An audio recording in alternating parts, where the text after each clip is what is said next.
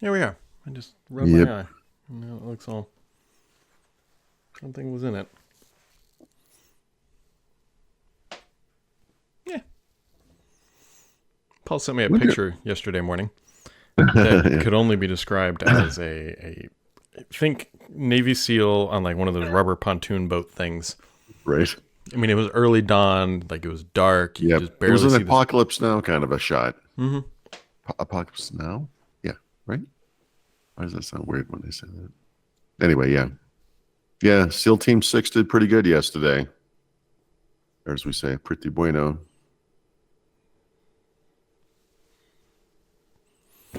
Well, whatever. Microsoft didn't announce, but announced an event while you were gone that I think is more of an accident and posted one up early, but whatever.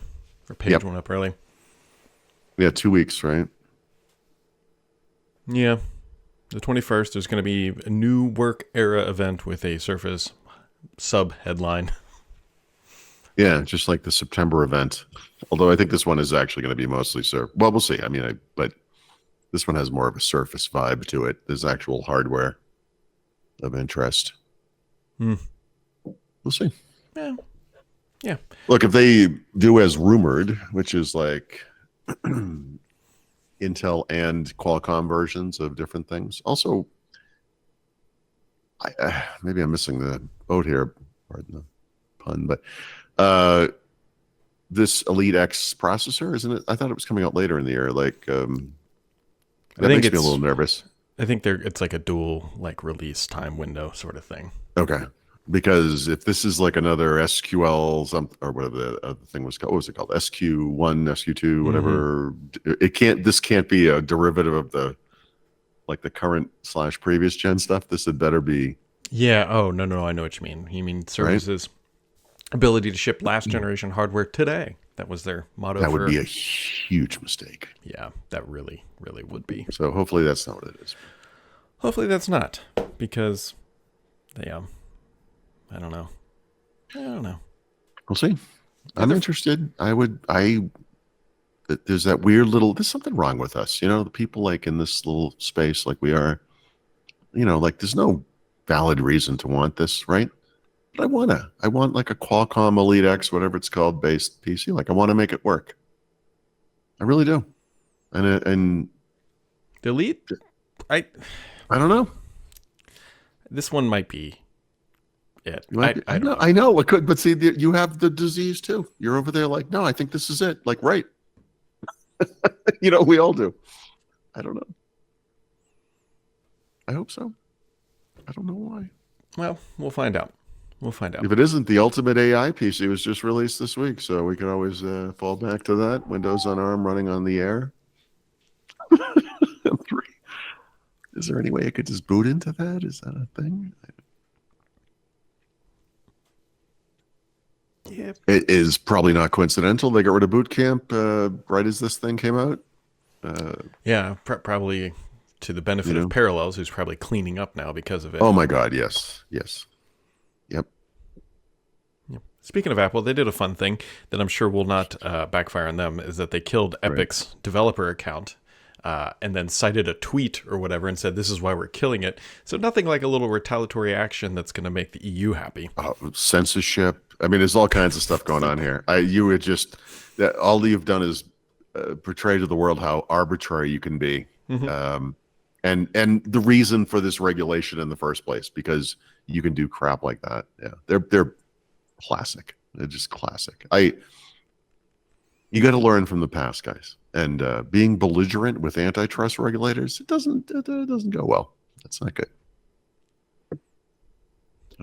That's the lesson. But no, whatever. You know what? It creates fodder for everybody else, and so. Well, it'll be fun to watch them get their hands slapped again. They just got slapped once for like $2 billion related to Apple Music. I'm sure this won't go down that same path, but this is Apple likes to pretend they're taking the high road, kind of thing. Just here's an idea: take the high road, and then be what you say you are. And people, look, people are already flocking to their platforms. I mean, whatever. But I mean, we already live in a world in which we have to sort of if we spent the past 2 decades or whatever, it's been like ignoring the fact that these things are all made in China and people are killing themselves and this is a horrible country and blah blah blah, whatever, right?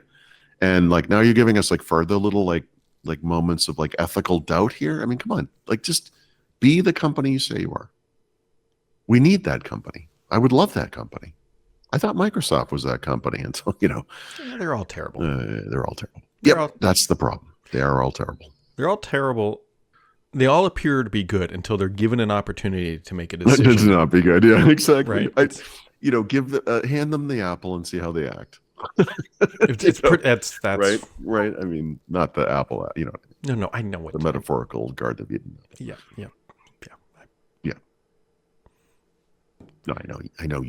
I was just for the benefit of anyone who wasn't following closely. Did you just assume all our listeners are dumb, Paul? No, I think people. I think you did. Do you listen to podcasts? I mean, why would anyone listen to this one closely? No. Well, don't pay attention to this. What are you doing? Well, it's all the people on the ARM devices are probably just not getting the message because they're so slow, and they're like, "Well, those things."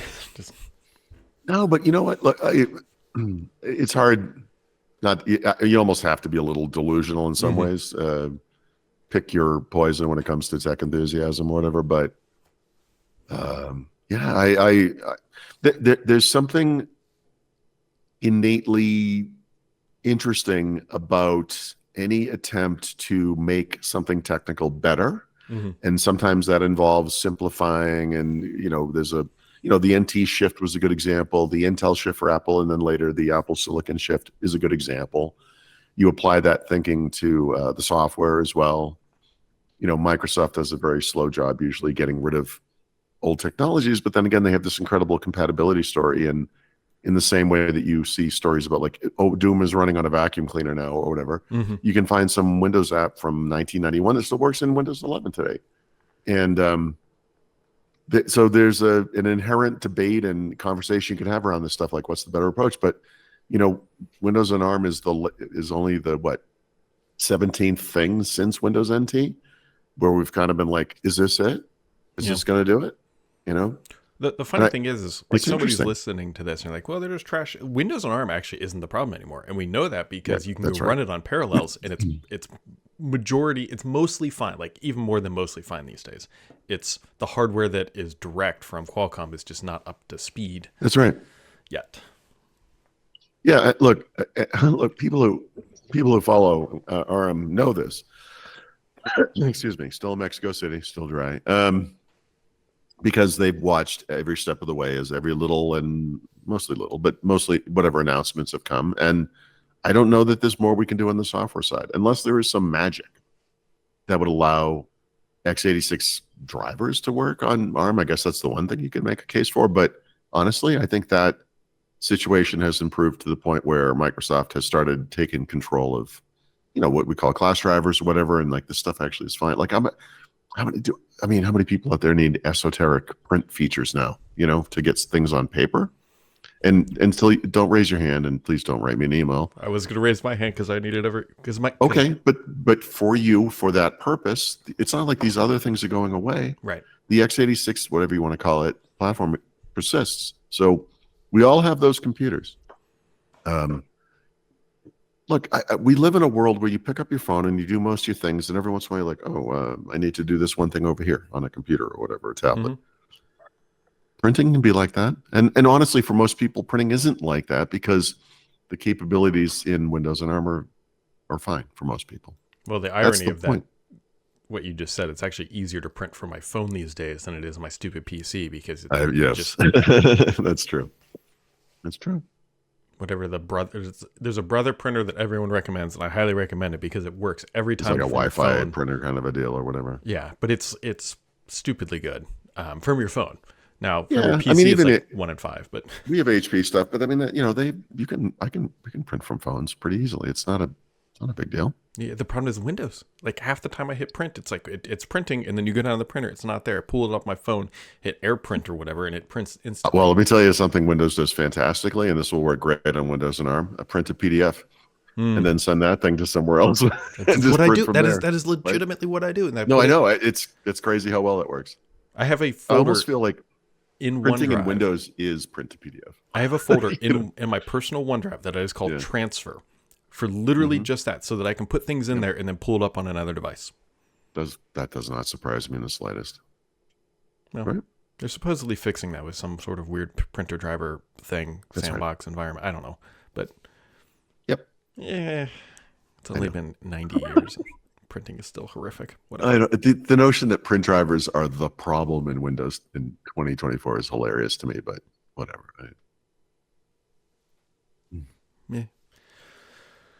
Meh. Well, whatever. It's March. Somehow we're almost in the middle of March. I can't believe this month is flying by. Just leave the MacBook Air M3 in the checkout thing, and then we'll see. And you can. Well, the most hilarious thing right now, and I know because I've looked at this, you can still go buy a Windows ARM whatever Project Volterra Dev Kit, whatever, right, $5.99, or you could go buy a Mac Mini M2 for $4.99. And just put Parallelism Windows and ARM on there, and you're in the same price range. Yep, exactly. And I bet the performance on how much RAM is in this thing? The Mac Mini? 8 probably doesn't matter. Yeah, you're right. I'm sorry. I have an M1 MacBook Pro. Sorry, that absolutely doesn't. It's not. I mean, you shouldn't be able to run virtualization on top of an operating system with 8 gigs of RAM, let alone do anything useful with it. It's fantastic. So yeah, I'm going to go out on a limb. It's not even a limb. And say there's no doubt that that's better than the Volterra thing. There's no doubt. Yeah. Well, whatever. We'll get there. Maybe.